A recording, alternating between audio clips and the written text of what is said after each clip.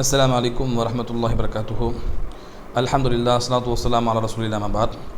அன்பிற்குரியவர்களே, சூனிய ஹதீஸ் விமர்சனங்களும் விளக்கங்களும் என்கிற தலைப்பின் கீழே நாம் தொடர்ச்சியாக சில செய்திகளை பார்த்துருக்கிறோம். அதில் கடைசியாக நாம் சூனியக்காரன் வெற்றி பெற மாட்டான் என்று சொல்லக்கூடிய வசனத்திற்கு விளக்கங்களையும், அதே போல் சூனியக்காரன் சொல்வதை உண்மைப்படுத்துபவன் சுவனம் செல்ல மாட்டான் என்கிற ஹதீஸுக்கான விளக்கத்தையும் தொடர்ந்து பார்த்தோம். அதன் அடிப்படையில் இந்த சூனிய ஹதீஸை மறுக்கக்கூடியவர்கள் முக்கியமாக வைக்கக்கூடிய ஒரு வாதம் என்ன அப்படின்னு சொன்னால், சூரா ஃபுர்கானில் சூரா பனி இஸ்ராயில் வரக்கூடிய ஒரு வசனம். அதாவது அநியாயக்காரர்கள் சொன்னாங்க, கால வாலிமூன இன் தத்தபிஊன இல்லா ரஜுலம் மஸ்ஹூரா. அநியாயக்கார மக்கள் முஸ்லீம்களை பார்த்து சொன்னாங்க, நீங்கள் இன் தத்தபிஊன பின்பற்றுகிறீர்கள் இல்லா ரஜுலம் மஸ்ஹூரன், சூனியம் செய்யப்பட்ட நபரைத்தான் நீங்கள் பின்பற்றுறீங்க அப்படின்னு சொன்னாங்க. அப்போ அநியாயக்காரர்கள் தான் ரசூலுல்லாஹ்வுக்கு சூனியம் வைக்கப்பட்டதாக சொன்னாங்க. அப்போ நாம் சூனியம் வைக்கப்பட்ட ஹதீஸை ஏற்றுக்கொண்டு ரசூலுல்லாஹ்வுக்கு சூனியம் வைக்கப்பட்டதாக சொன்னோன்னு சொன்னால், அப்போ நாமும் அநியாயக்கார மக்களை போல் சொன்னதை போல் ஆகிடுவோம், அப்போ நாமளும் அநியாயக்கார மக்களாக ஆகிவிடுவோம் அப்படிங்கிற வாதத்தை வைக்கிறாங்க. அன்பார்ந்தவர்களே, இந்த வாதத்தை மேலோட்டமாக பார்த்தோம்னா ஒரு சரியான வாதமாக தான் தெரியும். எந்த வாதத்தையுமே மேலோட்டமாக அதனுடைய ஆழம் புரியாமல், முழுமையான விளக்கங்கள் அறியாமல் நாம் மேலோட்டமாக பார்க்கும்பொழுது எல்லாமே சரியாக தான் தெரியும். ஆனால் அதற்கான விளக்கங்களை நம்ம பார்க்கும்பொழுது நிச்சயமாக இது முரண் கிடையாது என்பதை புரிந்து கொள்ளலாம். இப்போ அல்லாஹ் ரப்புல் ஆலமீன் குர்ஆனில் சூனியம் என்று உண்டு, அதை கொண்டு கணவன் மனைவிக்கு மத்தியில் பிரிவினை ஏற்படுத்த முடியும் அப்படின்னு அல்லாஹ் சொல்கிறான். அதே தான் ரசூலுடைய வாழ்க்கையில் ஏற்பட்டிருக்கு. கணவன் மனைவிக்கு மத்தியில் இல்லற வாழ்க்கையில் பிரிவு ஏற்பட்டது அப்படின்னு நம்ம பார்த்தோம். அப்போ அல்லாஹ் சொல்லியிருக்கு, ஹதீஸு எல்லா சஹாபாக்கள் மூலமாக அறிவிப்பாளர்கள் நம்பகமான அறிவிப்பாளர் மூலமாக அறிவிக்கப்பட்டிருக்கும் பொழுது, அப்போ நிச்சயமாக அந்த ஆதரப்பூர்வமான நம்பிமொழி என்பது எந்த குர்ஆன் வசனத்துக்கு முரணாக இருக்காது. அதை நம்ம முதல்ல புரிந்து கொள்ளணும். அப்போ நாம் முரணாக விளங்கி கொண்டோம், நாம் முறையான விளக்கங்களை படிக்கவில்லை என்கிற அந்த சிந்தனைக்கு நம்ம முதல்ல வரணும். அதற்கான விளக்கங்களை தேடணும். இதுக்கு என்ன விளக்கம் இருக்கிறது, அப்போ எல்லாத்தையும் இணைச்சி நம்ம புரியணும். இதுதான் உண்மையான ஹதீஸ் குர்ஆன் விளங்குறது. ஒன்றை தவறாக விளங்கி கொண்டு அதுக்கு மாற்றமாக வரக்கூடிய அனைத்தையும் மறுப்பது முறையாக குர்ஆன் ஹதீஸை புரிவது கிடையாது. அப்போ முறையாக நம்ம குர்ஆன் ஹதீஸை புரிவதாக இருந்தால் நம்ம எப்படி புரியணும், எல்லா வசனத்தையும் ஹதீஸை இணைத்து நம்ம புரியணும். நம்ம ஏற்கனவே விளக்கி இருக்கிறோம், இந்த வசனங்களை இந்த ஹதீஸை இப்படி விளங்கினா அது சம்மந்தமாக அதை கருத்துப்பட வரக்கூடிய மற்ற ஹதீஸ்களை என்ன செய்ய முடியும், அவதி தவறாக விளங்க வேண்டி வரும், அந்த வசனங்களை தவறாக விளங்க வேண்டி வரும் அப்படின்னு விளக்கப்படுத்தணும். அப்போ எதையுமே முழுமையாக பார்த்து தான் என்ன செய்ய முடியும், நம்ம முடிவு செய்ய முடியும். அப்போ அந்த அடிப்படையில் இந்த வசனத்தை பாருங்கள், அநியாயக்கார மக்கள் ரசூலுல்லாஹ் பார்த்து சொன்னாங்க, சூனியம் வைக்கப்பட்டவரை பின்பற்றுறீங்கன்னு சொன்னாங்கன்னு சொல்கிறாங்க. ஆனால் உண்மையிலேயே நம்ம பார்க்குறோம், அநியாயக்கார மக்கள் ரசூலுல்லாஹ் குறித்து சூனியம் வைக்கப்பட்டவர்னு சொல்லலை. வெளிப்படையாக அந்த மசூர்ன வார்த்தைக்கு வெளிப்படையான அர்த்தம் என்னென்னா சூனியம் வைக்கப்பட்டவர்னு அர்த்தம். ஆனால் அந்த அர்த்தத்தை நாடி அவங்க சொல்லலை. ஏன்னா மொழிபெயர்ப்பை பொறுத்த வரைக்கும் வெளிப்படையான அர்த்தத்தை தான் வைப்பாங்க. எல்லாத்தையும் ஆராய்ந்து எல்லாத்துக்கும் என்ன செய்ய முடியாது, தர்ஜமா செய்வதாக இருந்தால் பல வருட காலங்கள் செலவிடப்படும், நேரம் தேவைப்படும். எனவே வெளிப்படையான அர்த்தத்தை வச்சு தான் மொழிபெயர்ப்பில் போட்டுருவாங்க. நம்ம அது விளக்கங்களை பார்த்து தான் இந்த இடத்துல இப்படி தான் விளங்கி கொள்ள வேண்டும் என்று நாம தான் செய்யணும், முறையான விளக்கங்களை பார்த்தா முடிவு செய்யணும். ஏன்னா தஃப்சீருங்கிற துறை இருக்குது, குர்ஆனுக்கு விளக்க உரை என்கிற துறை என்பது உண்டு. அதுக்கு பிரசித்தி பெற்ற சஹாபாக்கள் இருந்திருக்கிறாங்க, ரசூலுல்லாஹ் அவங்க துவா செஞ்சாங்க இப்னு அப்பாஸ் ரலியல்லாஹு அன்ஹுக்கு. அப்போ நம்ம பார்க்குறோம், அப்போ அப்படியான அந்த தஃப்சீர் என்பது உண்டு, குர்ஆனுக்கு விளக்க உரை உண்டு. நாம தர்ஜமா மட்டும் பார்த்து என்ன செய்ய முடியாது, முடிவு செய்ய முடியாது என்பதை முதலாவது நம்ம அடிப்படையாக புரிஞ்சு கொள்ளணும். அடுத்து பாருங்கள், இந்த வசனத்துக்கு மசூர்ன வார்த்தையை தான் சூனியம் வைக்கப்பட்டவர்னா அந்த மக்கள் சொன்னாங்களான்னு கேட்டால் நிச்சயமாக கிடையாது. ஏன்னு சொன்னால் அந்த மக்களை அல்லாஹ் என்ன சொல்கிறான், வைதுஹும் நஜ்வா. அந்த நஜ்வான் அதாவது அவங்க ரகசியமாக ஒரு ஆலோசனை நடத்தினாங்க, அதை தான் அல்லாஹ் சொல்கிறான். அவங்க ரகசியமாக பேசிய சமயத்தில் அவங்க என்ன சொன்னாங்க தெரியுமா, உங்களை சொன்னாங்க, நஸ்ரஸ் அவங்கள பார்த்து அல்லாஹ் சொல்கிறான், நீ முஸ்லீம்களை பார்த்து சொல்லும் பொழுது சொன்னாங்க, உங்களை பற்றி சொன்னாங்க, அதாவது சூனியம் செய்யப்பட்ட மனுஷரை தான் நீங்கள் பின்பற்றுறீங்கன்னு சொல்லி சொன்னாங்க அநியாயக்காரர்கள் அல்லாஹ் சொல்கிறான். அப்போ அவங்க ரகசியம் பேசக்கூடிய விஷயம் என்ன, அதை பற்றியான வரலாறு என்ன நம்ம பார்க்கும்பொழுது அதில் தெளிவாக இருக்குது. அவங்க என்ன சொன்னாங்க, எந்த அர்த்தத்தில் சொன்னாங்கன்னு சொன்னால், இந்த மசூர்ன்ற வார்த்தையை சூனியக்காரர் அப்படிங்கிற அர்த்தத்தில் சொன்னாங்க. மசூருக்கு சூனியக்காரர் அப்படிங்கிற அர்த்தமும் உண்டு. அரபி மொழி படைத்தவங்கள்ட்ட கேட்டு பாருங்கள், அரபி மொழியில் இலக்கணத்தில் பொறுத்த வரைக்கும் செய்யப்பாட்டு வினை, அதாவது செய்யப்பாட்டு வினைனா மஸ்ஹூர் சூனியம் செய்யப்பட்டவர் அப்படின்ட்டு, அந்த செய்யப்பாட்டு வினையை செய்வினை அடிப்படையில் பயன்படுத்துவாங்க. செய்வினைன்னு சொன்னால் ஒரு செயலை செய்யக்கூடிய நபர், அது சாஹிர் சூனியக்காரர், அவர் அந்த செயலை செய்பவர். அந்த செய்யப்பாட்டு வினையை அந்த செயலை செய்யக்கூடிய செய்வினையுடைய அர்த்தத்தில் பயன்படுத்துவாங்க. இது அரபி புழக்கத்தில் பெரும்பான்மையாக உள்ளது. அப்போ உதாரணமாக பாருங்கள், அல்லாஹ் இருக்கிறான்னு சொல்வதற்கு அரபியில் என்ன சொல்லுவாங்கன்னு சொன்னால் அல்லாஹ் மௌஜூதுமாங்க. மௌஜூதுன்னு சொன்னால் வெளிப்படையாக பார்த்தா அது செய்யப்பாட்டு வினையோடைய அர்த்தம். அல்லாஹ் இருக்க வைக்கப்பட்டான் அப்படிங்கிற அர்த்தத்தை தான் அது குறிக்கும். நம்ம எந்த அர்த்தத்தில் அதை பயன்படுத்துவோம்னு சொன்னால் அல்லாஹ் இருக்கிறான் அப்படிங்கிற அர்த்தத்தை தான் பயன்படுத்துவோம். ஆனால் வெளிப்படையாக வார்த்தையை பார்த்தோம்னு சொன்னால் மஸ்ஹூர் போல தான் மௌஜூது இருக்கும். நீங்கள் அந்த ஹரக்கத்தை பாருங்கள், முதலாவது ஜபர் வந்திருக்கும், ரெண்டாவது சுக்குன் செய்யப்பட்டிருக்கும், மூணாவது பேஷ் வந்திருக்கும், நாலாவது சுக்குன் செய்யப்பட்டிருக்கும், அடுத்து தன்வீன் சொல்லக்கூடிய இரண்டு பேஷ் வந்திருக்கும். அதை நீங்கள் அதே அமைப்பில் தான் அந்த மௌஜூத் மஸ்ஹூரை போல தான் மௌஜூத் என்பது இருக்கும். அப்போ வெளிப்படையாக பார்க்கும் பொழுது அதுக்கான அர்த்தம் என்னன்னு சொன்னால் செய்யப்பாட்டு வினைன்னு அர்த்தம் வைக்கணும். அல்லாஹ் இருக்க வைக்கப்பட்டான்னு அர்த்தம் வைக்கணும். ஆனால் எப்படி அர்த்தம் வைப்போம்? நம்ம அல்லாஹ் இருக்கிறான்னு சொல்லுவோம். அப்போ செய்யப்பாட்டு வினையுடைய அர்த்தத்தை, அந்த வார்த்தையை செய்வினை, அதாவது செயலை செய்யக்கூடிய நபருக்கு பயன்படுத்துவாங்க. இது அரபி இலக்கணத்தில் உள்ளது. இது நிறைய உதாரணம் நம்ம பார்க்கலாம்.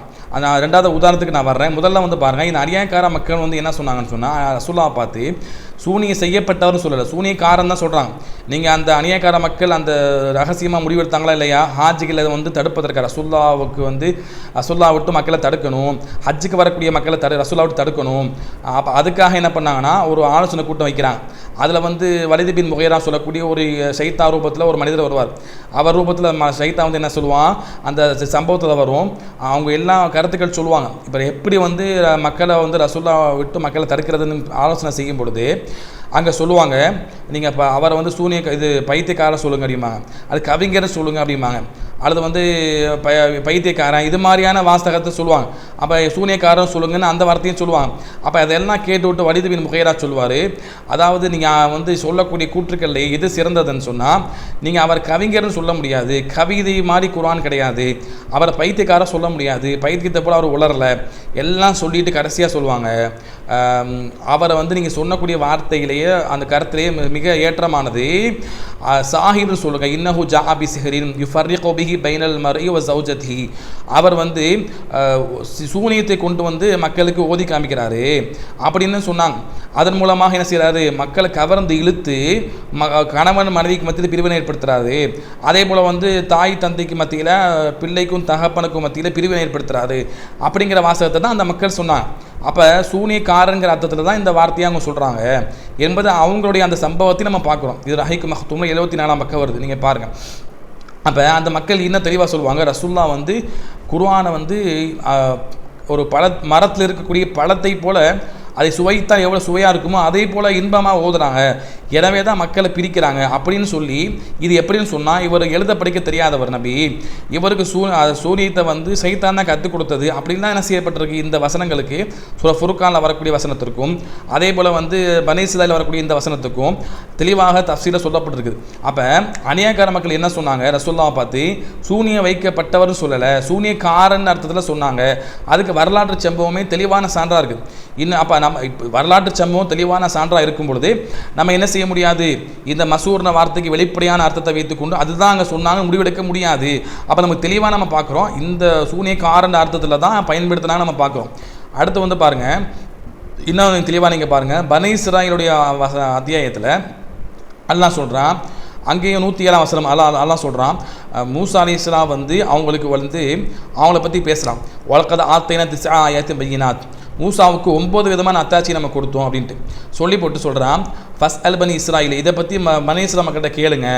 அதுக்கு பிறகு அந்த இது ஆகும் அவங்கள்ட்ட அந்த அத்தியாட்சியை கொண்டு வந்த சமயத்தில் ஃபிரௌன் மூசா நபியை பார்த்து சொன்னான், மூசாவே இன்னி அதுன்னுக்க மஸ்ஹூரன், மூசாவை உண்மை நான் சூனியக்காரனாக பார்க்குறேன் அப்படின்னு ஃபிரௌன் சொல்கிறான்.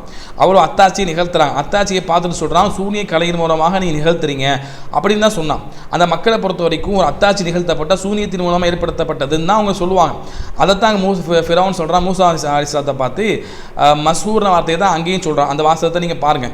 அப்போ இந்த மசூர்ன வார்த்தை அங்கே பயன்படுத்தப்பட்ட ஃபிரௌன் சொன்னனால மூசா நபியை பார்த்து சூனிய வைக்கப்பட்டவர் நான் சொன்னால், இப்போ சூனிய வைக்கப்பட்டவர் தான் அற்புதத்தை நிகழ்த்துவாங்களா அல்லது சூனியக்கார அற்புதத்தை நிகழ்த்துவானா? அப்போ எது பொருத்தமானதாக இருக்கும்? அதே மாதிரி தான் ரசூலுல்லாஹ் ஸல்லல்லாஹு அலைஹி வஸல்லம் அவங்களுடைய அந்த சம்பவத்திலையும் ஹாஜிகளை விட்டு ரசூலுல்லாஹ் விட்டு ஹாஜிகளை தடுக்கணும் என்பதற்காகத்தான் அதை மசூராவை செய்கிறான். அப்போ மக்கள்கிட்ட போய் எடுபடக்கூடிய வாதத்தை வைக்கணும். அங்கே போயிட்டு சூனியம் வைக்கப்பட்டவர்னு அர்த்தத்தில் சொல்லியிருந்தான்னு சொன்னால் அப்போ வந்து மக்களுக்கு தெரிஞ்சிடும் அவர் தான் அழகாக ஓதுறாரு குரானை. அந்த காஃபிரே அதை ஏற்றுக்கொண்டான். அவன் என்ன பண்ணுவான், குரான் உள்ளத்தை ஈர்த்து விடுவான் என்பதற்காக என்ன செய்வான், காதில் வந்து பஞ்சை அடித்து கொண்டு தான் சொல்லிட்டு வருவான். அப்படி நம்ம சம்பவத்தை நம்ம பார்க்குறோம். அப்போ வந்து அந்த மக்கள்கிட்ட போய் சொல்லும் பொழுது சூனியம் வைக்கப்பட்டவரை நீங்கள் பின்பற்றுறீங்கன்னு சொன்னால் அவங்க திரும்பி கேட்பாங்க, சூனியம் வைக்கப்பட்டவர் அப்பா இவர் வந்து அழகா குரானை ஓதுறாங்க, சூனியம் வைக்கப்பட்ட நபர் வந்து அழகா குரானை ஓதுவாரா? அப்போல்லாம் மக்கள் திரும்பி கேட்பாங்க. அப்போ அவன் வைக்கக்கூடிய வாதம் என்ன, அவன் வைக்கக்கூடிய வாதம் பொருத்தமாக இருக்க வேண்டும் என்பதற்காகத்தான் அவன் வந்து மசூரா பண்ணி அந்த வாதத்தை முடிவெடுக்கிறான். அப்போ தெளிவாக அங்கேயே வந்திருக்குது, சூனியக்காரன் தான் சொன்னான் மசூல்லாவை எப்படி திருப்புறது, அவருக்கு ஓத படிக்க தெரியாது, ஜின்கள் தான் சூனியத்தை கற்றுக் கொடுக்குது, அதை கொண்டு தான் சூனிய கலையின் மூலமாக வசனத்தை நன்கு ஓதி மக்களை கவர்ந்து இழுத்து மக்களுக்கு மத்தியில் பிரிவினை ஏற்படுத்துறாருங்கிற வார்த்தையை சொல்கிறான். அப்போ தெளிவாக வந்து இந்த மசூர்ன வார்த்தைக்கு சாஹிர்னு அர்த்தம் தான் வந்து பயன்படுத்தப்பட்டிருக்குது. அதைத்தான் என்ன சொன்னாங்க அந்த அநியாயக்கார மக்கள் சொன்னாங்க, நம்ம பார்க்குறோம். சரியா? ஏன்னு சொன்னால் இன்னொரு நம்ம அதுக்கு தெளிவான ஒரு சான்றை பார்க்கலாம். இந்த சம்பவம் எப்போ சொல்கிறாங்க, மக்காவுடைய காலகட்டத்தில் சொல்கிறாங்க. மக்காவுடைய காலகட்டத்தில் இறக்கியப்பட்ட வசனம். ஹாஜியில் தடுத்தது எப்போ, மக்கால தான். ரசூல் ஆரம்ப காலகட்டத்தில் தாவா செய்யும் பொழுது நிறைய இடையூறு செஞ்சான். அதில் ஒன்று தான் ஹாஜியில் தடுக்கிறது. ரசூல்லா விட்டு தடுப்பதற்கான முயற்சியை பண்ணான். அந்த சமயத்தில் இந்த வாசகத்தை சொல்கிறான். ரசூல்லாவுக்கு சூனியம் வைக்கப்பட்டது எப்போ, மதீனாவுடைய காலகட்டத்தில். அப்போ அந்த காலச்சூழலை பார்த்து தான் வசனத்தை நம்ம புரியணும். ஏன்னா ஒவ்வொரு வசனத்துக்கும் பின்னணி காரணங்கள் இருக்காங்க இல்லையா, அதையெல்லாம் அவங்க என்ன செய்யறாங்க, மறுக்கிறாங்க. அப்போ குர்ஆன் வசனத்தை பின்னணி காரணத்தை மறுக்கிறாங்க. அந்த மக்களை தெளிவாக சொன்ன வாசகங்கள் வரலாறுல பதிவு செய்யப்பட்டிருக்கு, அதையும் மறுக்கிறாங்க.